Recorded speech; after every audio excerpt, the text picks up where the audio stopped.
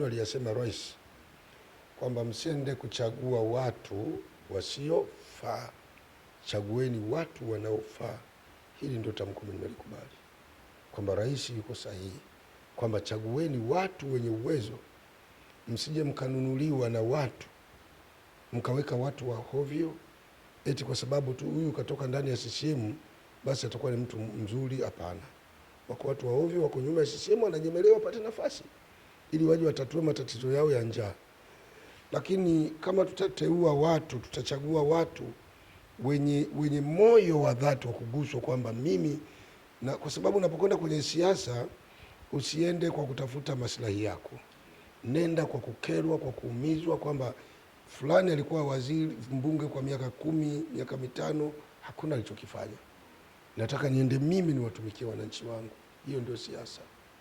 Sasa bahati mbaya watu wengi wanataka sasa hivi wafanye siasa kama ni mradi wa kutafuta pesa. Na ukitaka kuamini hilo, angalia uchaguzi au kwenye kura za maoni itakavyoanza.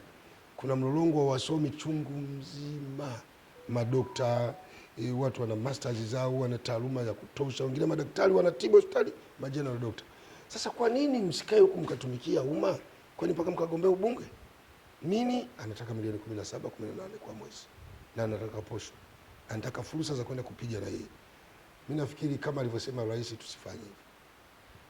Kwa wabunge ambao labda walichaguliwa mwaka 2020 mpaka 2025, kwa wewe jinsi ambavyo umeweza kuwapima utekelezaji wa Irani ambayo ilizinduliwa mwaka ule na mpaka saizi, labda umeona unaweza kuwapima labda ukawapa maksi kwa utendaji wao na unavyoona bunge linavyoendeshwa na mpaka wabunge wanakuja kuwatumikia wananchi na kupeleka zile kero za wananchi kwa serikali ziweze kutatuliwa, labda unaona wabunge wamefanya kazi yao kama ambavyo Watanzania wote walitarajia? Kiukweli kuna wabunge wabovu kabisa wapo bungeni, wabovu kabisa, lakini hatutaki kutaja majina ya watu. Tena vijana hawana uwezo wote, wamekatwa. Kuna baadhi ya wabunge hata michango yao ukisikiza unafikiri mtu wa darasa la 5, ambao huyo mbunge mheshimiwa.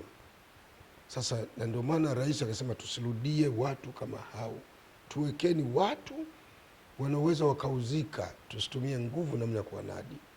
Lakini anaweza kuwa mtu anaweza kuuzika, hana uwezo.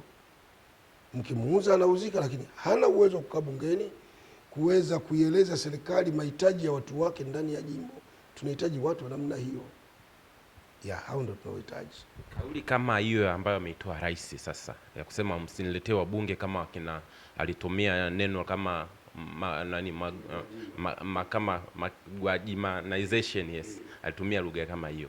Unadhani ni wananchi pale amekiagiza chama labda Chama cha Mapinduzi, kwa hiyo ni Chama cha Mapinduzi ambacho kinaleta wabunge ambao hawafanyi ile kazi ambayo chama chenyewe kinatarajia, au ni wananchi? Kwa sababu tunaamini chama kinatoa wabunge pia wanaenda kupigiwa kura na wananchi. Kwa hiyo mchakato ambao unaanza kwa chama mpaka kuwapelekea wananchi ndio mchakato ambao unakuwa na makosa sio wananchi ambao wanachagua moja kwa moja.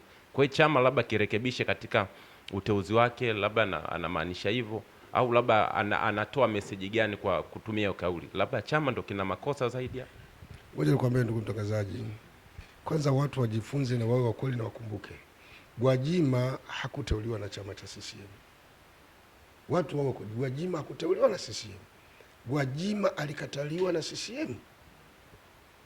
Aliyeshinda ni kijana mmoja anaitwa sijui Baraka sijui nani, ndio aliyekuwa mshindi. Yeye Gwajima alikuwa mshindi wa 2 au wa 3 kama sikosei. Lakini kwa lugha nyepesi, Gwajima hakushinda katika kula za maoni kwa wale CCM na si labda nikukumbusha sio Gwajima peke yake, hata kina Mwanafa pia ndio utakuja huko. Wote ni hao tu. Wote ni hao. Lakini tunamzungumzia Gwajima kwa sababu yeye ni kiongozi, ameshachomoza kidole. Sasa baada ya kushindwa, Rais Magufuli akawaambia namtaka Gwajima. Alimtaka yeye, sio chama.